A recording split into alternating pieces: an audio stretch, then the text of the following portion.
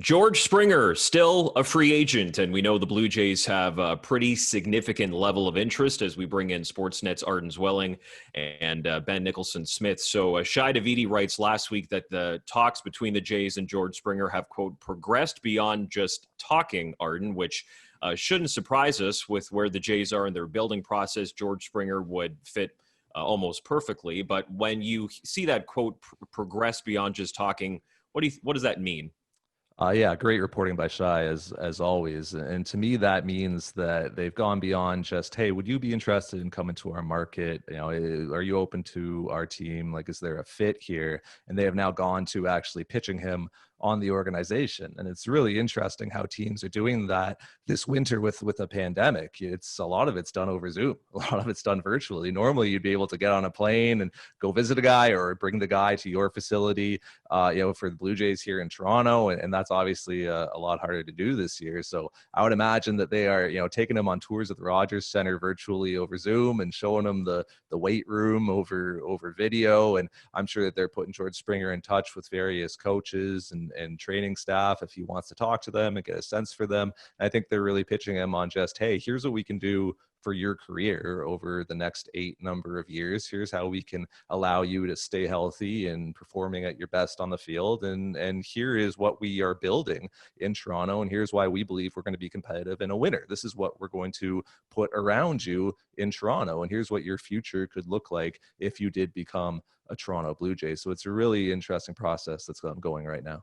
Yeah, exactly. And the Blue Jays, in the course of an offseason, touch base with hundreds, at least dozens, probably hundreds of free agents. And they are not making video pitches and custom, pitches to every one of those players. That is a very select few that get that more personalized treatment. But you think about a guy like George Springer, and I'm speculating to some extent when I say this, but you look at Dave Hudgens, who's the Blue Jays bench coach, a former hitting coach with Houston when George Springer was there. Could Dave Hudgens, for example, place a call? Or could Dave Hudgens offer a video message within a larger presentation to Springer, someone that he might trust, someone that might resonate with him? These are the kinds of things that teams in a general sense look to do for the few free agents that they want to prioritize, and they want to convey to them, hey, we're serious about our interest in you, and we really do see a fit here. Ben, Springer is 31. He's coming off a great 2020, a really good postseason hitter. He's a former World Series MVP. So if we're looking at term and dollar value, what do you think it would take for the Blue Jays to get this done?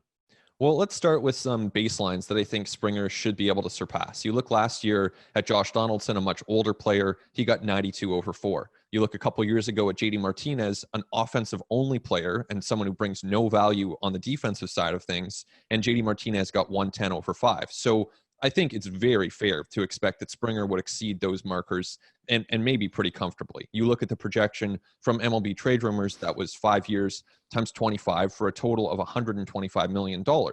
I think that's pretty reasonable. And with a lot of potential suitors out there, I think that Springer, even in these uncertain economic circumstances, could expect that, or maybe more. Is it 130 over 5? Is it 135 over 5? I don't even think a 6th year is crazy, but I think that's the range of contracts that we're looking at. Yeah, well, 125 is kind of what I've been working with when I think about what a George Springer contract would look like. And it's just easy math, really. It's, $25 million annual average value. And look, you can, front load that, you can back load that, you can move the numbers around to get George Springer to come to Toronto. The Blue Jays typically have to pay a bit of a premium in free agency to get players to come to their market. We saw it with Russ Martin, we saw it with Hyun-Jin Ryu. So maybe it becomes 5 years, 130, maybe it becomes 5 years, 135.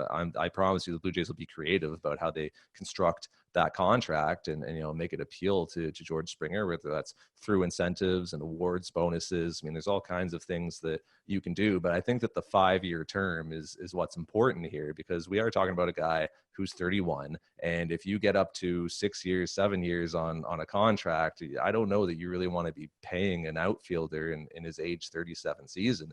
For as durable as George Springer has been throughout his career, there was a bit of a hamstring issue in 2019. And when you're talking about an outfielder who's going to be running around on turf at Rogers Center, we hope the Blue Jays playing at Rogers Center sometime in the near future, that is a little bit concerning. So, we've seen outfielders don't typically, especially speed-based guys like Springer, don't always age, as well as you'd like them to. The Blue Jays will obviously have DH at bats to give George Springer as well, but the 6-year term would, be concerning for me if I was the Blue Jays.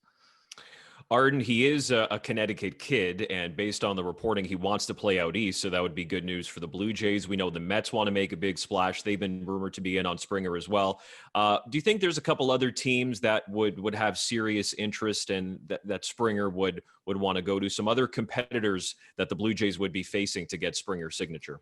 Yeah, the Mets are an obvious one, and I would imagine the Chicago White Sox will be involved as well. And we probably can't rule out a reunion with the Houston Astros. It seems a little bit unlikely right now, but look, they've been willing to spend money, and there's obviously quite a history there with him in that organization. So I think we have to throw them into the mix as well. I think the Blue Jays are well positioned here in terms of the opportunity that they can give him. I mean, they can put him right into center field and say, you're playing there every day. It's not like the Blue Jays would be upset about having to move Teoscar Hernandez or Randall Grichuk to corners and have them playing there. You could roster Springer, Grichuk, Hernandez, and Lourdes Gurriel Jr. fine, considering Gurriel's versatility, considering the DH at bats, just considering, having 4 really good outfielders isn't exactly a problem. It isn't a bad thing to have going forward. And then you look at, the money that the Blue Jays have to spend, and also the competitive potential in Toronto with a team that's on their eyes and appears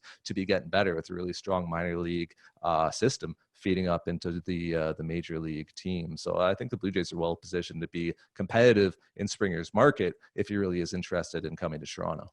Yeah, it's easy to dream on what that lineup would look like if you had Biggio, Bichette, Springer, Vlad Jr., Gurriel. That is a lot of very, very good hitters in quick succession with, of course, guys like Grichuk and Tellez to round out the batting order. So it's a really intriguing possibility. Also, when it comes to suitors, I think totally the Mets and White Sox make sense. But if you're looking for a silver lining here, Yankees and Dodgers are probably set for outfielders. So those are teams that obviously have more financial resources than just about anybody. The Blue Jays, clearly one of the teams getting to a point where they're talking more than just conversationally with Springer is a good thing. Doesn't guarantee anything. And he's one of many intriguing possibilities for the Blue Jays right now. Yeah, George Springer is still on the open market for the time being, but it does sound like the Jays are working pretty hard to try and lock him up. Ben, Arden, appreciate your time.